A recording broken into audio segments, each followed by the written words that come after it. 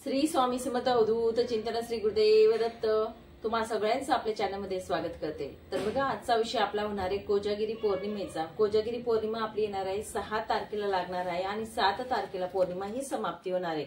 6 तारखेला पौर्णिमा ही दुपारी प्रारंभ होणार आहे 12:24 तर 7 तारखेला सकाळी 9:18 समाप्ती होणार आहे।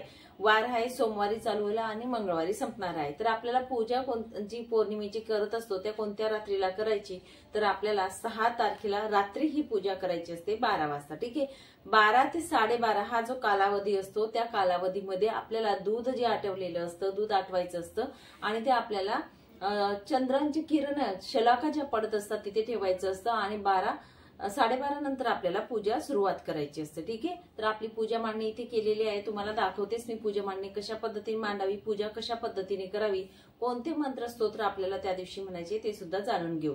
पण सर्वप्रथम तुम्हाला सांगेल की कोजागिरी पौर्णिमा ही छोटी लक्ष्मी पूजन म्हणून ओळखलं जातं। लक्ष्मी पूजन हे 2 असतात। आपण जे दिवाळीला करत असतो ते लक्ष्मी पूजन आणि कोजागिरी पौर्णिमेच्या दिवशी आपल्याला लक्ष्मी मातेचा आपल्याला आपल्या घरामध्ये वास पाहिजे असेल, स्थिर अवस्थेत पाहिजे असेल, तर आर्थिक प्रॉब्लेम असतील किंवा कुठलीही समस्या असू द्या लक्ष्मीविषयी किंवा पैशांविषयी, तर ह्या प्रॉब्लेमसाठी आपण ही पूजा आपल्या घरामध्ये करायलाच पाहिजे आणि ही पूजा आपल्या घरामध्येच केली जाते हे लक्षात ठेवा। तुम्ही भलेही तुमच्या सोसायटीमध्ये असू द्या, दूध आटवायचा कार्यक्रम असू द्या, कुठल्याही गोष्टी असू द्या, पण ते वेगळं, पण आपल्या घरामध्ये आपल्याला थोडं दूध आटवायचंच आहे आणि ही पूजा आपल्या घरामध्येच आपल्याला करायची आहे। ठीक आहे, तर आपल्याला सांगेल कोजागिरी पौर्णिमेच्या दिवशी असा हा मुहूर्त असतो लक्ष्मी मातेचं पूजन करण्याचा। त्या दिवशी आपल्या पृथ्वी तलावरती 4 देवता एकत्र पूजा केली जाते। ते म्हणजे कोणते? इंद्र देवता, कुबेर देवता, लक्ष्मी माता आणि त्यासोबतच तुम्हाला सांगेल चंद्रांची पूजा केली जाते। हे 4ही देवतांची पूजा एकत्र एकाच रात्रीला केली जाते। वर्षामधून एकच असा हा तिथी असतो, म्हणून आपल्याला ही जी तिथी आहे ही चुकवायची नाही। माता लक्ष्मीचा त्या दिवशी आपल्याला इथे पूजा करून पूर्ण काही मंत्र स्तोत्र म्हणून विधी करायचा आहे, शास्त्रोक्त पद्धतीने पूजा करायची। पृथ्वी तलावर जो कोणी ही पूजा करत असतो आणि कोजागिरी पौर्णिमेच्या दिवशी जागरती म्हणजे कोण जागत आहे हे बघायला देवी देवता भ्रमण करत असतात आणि जो कोणी जागे असतं, जो कोणी हसत खेळत ही पूजा करत असतं त्यांना कृपा आशीर्वाद माता लक्ष्मीचा मिळत असतो। तसेच लक्ष्मी मातेची बहीण जी असते अक्काबाई, त्यांचा फेरा बोलतो बघा, कोणाची दशा बिघडली पैशांविषयी घरादाराची काही होऊ द्या, तेव्हा आपण काय म्हणतो अक्काबाईचा फेरा आला, तर लक्ष्मी मातेची जी बहीण असते अक्काबाई ती सुद्धा निरीक्षण करत असते। कारण लक्ष्मीचे हे 2 रूप असतात, लक्ष्मी आणि अलक्ष्मी, हे लक्षात घ्या। म्हणजेच ती जो कोणी झोपलेला असेल, आळशी असेल त्या रात्रीला, त्यांना वाईट आशीर्वाद मिळत असतात, त्यांच्या घरात लक्ष्मीचा ऱ्हास होत असतो। म्हणून आपल्याला त्या दिवशी आपल्या घरामध्ये लक्ष्मी पूजन हे करायचं असतं। ठीक आहे, तर आपण आता पूजा देखील बघूया आणि तुमच्या सोबत देखील बोलते कशा पद्धतीने आपल्याला त्या दिवशी पूजा करायची ते आपण जाणून घेऊ। मंत्र स्तोत्र कोणते म्हणायचे ते सुद्धा जाणून घेऊ। चला मग बघूया।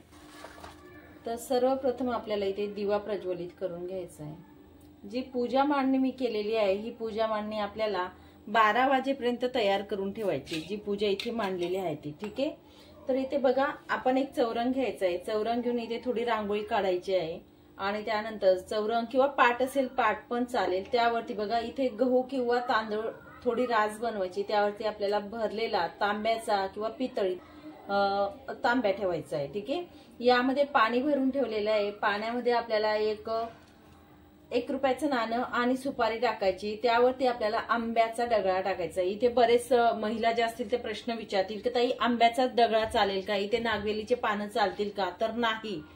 जो आंब्याचा डगळा आपण टाकलेला आहे हे इंद्राचं प्रतीक आहे, हे लक्षात ठेवा। म्हणून आपल्याला इथे आंब्याचा डगळाच लागेल, भलेही 2-3 पानं असू द्या, पण तुम्हाला इथे जो बघा असा डगळा असतो हा लागणार आहे, हा इथे आपल्याला ठेवायचा आहे। ठीक आहे, त्यानंतर दुसरं म्हणजे बघा इथे आपल्याला तांदळाने या प्रकारे चंद्र काढायचा आहे किंवा आपल्याकडे जर चंदन असेल चंदनाने भरीव असा गोल आपण चंद्र म्हणून काढायचा आहे। लक्षात घ्या, पांढरं वस्त्र असेल तर अतिउत्तम, पांढरं वस्त्र हे नसेल तर कलरचं घेतलं तरी सुद्धा चालेल, तसं काही नाही।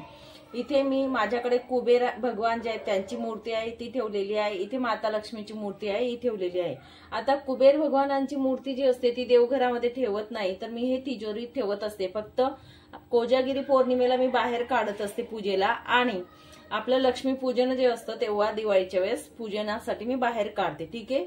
तुमच्याकडे जर कुबेर भगवानांची माता लक्ष्मीची मूर्ती जी असते देवघरातली इथे ठेवली तरीही चालेल. कुबेर भगवान नसतील तर तुम्ही सुपारी स्वरूपात मांडू शकतात. मात्र तुम्हाला सांगेल जी कोणती सुपारी तुम्ही कुबेर भगवान म्हणून मांडत आहात ती दरवर्षी तुम्हाला कुबेर भगवान म्हणूनच मांडायची आहे आणि इतर वेळेस तुम्ही तिजोरीत ठेवू शकता. ठीक आहे. अशा पद्धतीने करा. तुमच्याकडे जर कुबेरांची मूर्ती नसेल तर कुबेर भगवानांची मूर्ती देवघरात ठेवत नाही, ती तिजोरीत ठेवतात, हे लक्षात घ्या. त्यानंतर इथे आपण सुपाऱ्या मांडल्या किंवा या मूर्त्या मांडल्या, इथे आपण अक्षता घेतलेल्या आहेत, सॉरी म्हणजे तांदूळ घेतलेले आहेत. तर इथे मी मूर्ती उभी राहण्यासाठी इथे घेतलेले आहेत किंवा तुम्ही पानावर डायरेक्ट ठेवू शकतात. त्यानंतर इथे कुबेर यंत्र जे आहे ते आहे, इथे श्री यंत्र आहे ते आहे. आता तुम्ही म्हणाल ताई यंत्र पाहिजेच का? तुमच्या घरात असतील तर ठेवा, नसतील तर नाही ठेवले तरीही चालेल. फक्त कुबेर भगवान म्हणून एक सुपारी मांडली आणि माता लक्ष्मीची मूर्ती इथे ठेवली तरी सुद्धा चालेल. माता लक्ष्मीची मूर्ती नसेल तरी सुद्धा तुम्ही सुपारी मांडणी करू शकता. ठीक आहे. अशा पद्धतीने आपल्याला पूजा मांडायची आहे. आणि शंख आपल्याला घ्यायचा आहे. शंख कासव जे स्टँड असतं ते घ्या किंवा साधं स्टँड असेल तरीही चालेल, पण शंख आपण नक्कीच मांडायचा आहे पूजेमध्ये. त्यानंतर इथे आपण दिवा प्रज्वलित करून घेतलाय तुपाचा. ठीक आहे. रांगोळी काढलेली आहे. हा दुधाचा नैवेद्य, जो आटवलेलं दूध असेल त्याचा नैवेद्य. आता हे दूध जे असतं ते आपल्याला 12 ते 12:30 जो कालावधी असतो तेव्हा हे दूध जे असतं ते चंद्राच्या शलाका ज्या पडत असतात तिथे आपल्याला ठेवायचं आहे. चंद्रांची किरण जे पडत असतात ते यामध्ये पडायला पाहिजे, कारण तेव्हा ज्या शलाका रूपात इथे पडतील तेव्हा हे अमृता समान बनत असतं, हे लक्षात घ्या. म्हणून हे दुधाला खूप महत्व असतं त्या दिवसाला. आणि त्या दिवशी आटवलेलं दूध आपण 12 ते 12:30 ठेवावं. त्यानंतर आपण इथे नैवेद्य दाखवण्यासाठी पाट्यावर आणायचंय. तर अशा प्रकारे ही मांडणी जी आहे ती आपल्याला मांडून ठेवायची. 12च्या आधीच मांडून ठेवा. 12 वाजता तुम्ही हे दूध तिथून म्हणजे शलाकांमध्ये नेलं, त्यानंतर खाली आपल्याला आणायचं आहे. आधी हे खाली आणायच्या आधी आपल्याला चंद्राची पूजा वरती टेरिसवर करून घ्यायची आहे. जिथे कुठे तुम्ही असेल तुमच्या घराजवळ तिथे टेरिसवर बघा किंवा अंगणात तुम्ही बघणार आहात तर अंगणामधून करा. चंद्राची पूजा आपल्याला करून घ्यायची. त्यांना नैवेद्य आपण दाखवून द्यायचा आहे. त्यानंतर आपल्या घरामध्ये यायचं आहे आणि आपल्याला आल्यानंतर जे कुबेर भगवान आहेत त्यांची पूजा, कलशाची पूजा, हे सगळी काही पूजा आपल्याला करायची आहे. त्यांना हळदी कुंकू अक्षदा व्हायचा आहे. ओम इंद्र देवताय नमः, ओम इंद्र देवताय नमः, या पद्धतीने. कारण इंद्राचं प्रतीक म्हणून हा गडगा जो आहे तो मानलेला आहे आपण. त्यानंतर कुबेर भगवानाय नमः, ओम वैष्णवाय स्वाहा, ओम शिव ओम ह्रीम शिव ह्रीम ह्रीम शिव शिवतेश्वराय नमः. कुबेर मंत्र म्हणायचा आहे आणि पूजा करायची. ओम कुबेराय नमः.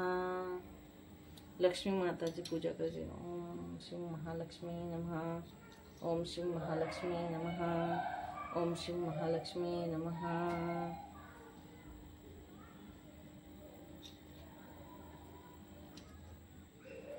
ओम कुबेराय नमः, ओम कुबेराय नमः, ओम महालक्ष्मी नमः. माता लक्ष्मीचं श्रीयंत्राची पूजा आपल्याला करायची आहे इथे. त्यानंतर आपल्याला जे चंद्र काढलेले आहे चंद्राची पण आपल्याला पूजा करायची आहे. चंद्र देवताय नमः. इथे पूजा करून झाल्यानंतर तुम्हाला सांगेल. शंखाची पूजा करा.